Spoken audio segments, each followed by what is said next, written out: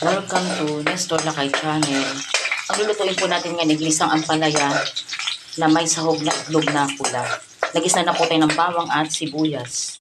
Ilagay na po natin ang isang pirasong kamatis.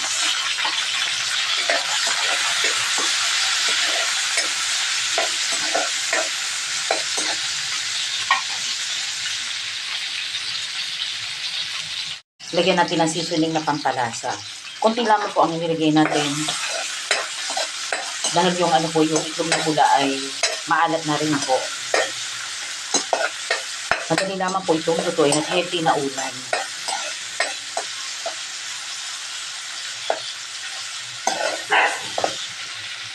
Dalawang pirasong itlog na pula lamang po ang ihahalo natin sa ampalaya.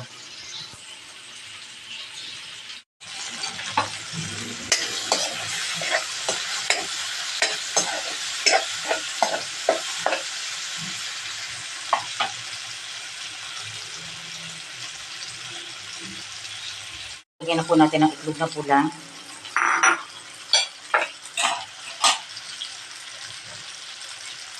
At ilagay na rin po natin ang ampalaya. Dalawang piraso ampalaya lamang po ito ating niluto. Ang dalawang piraso ampalaya po dito ay dalawang piraso po ay 41 pesos po.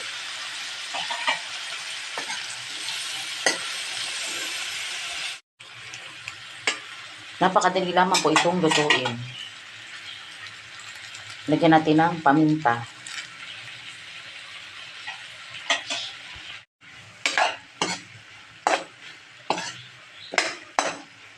Huwag natin i-overcook ang ampalaya. Masarap po ito, medyo crunchy.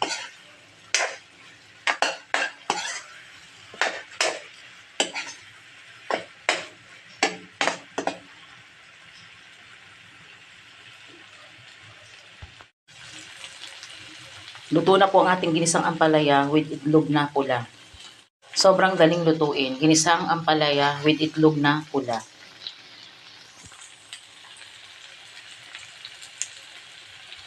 Ulam for today, ginisang ampalaya with itlog na pula.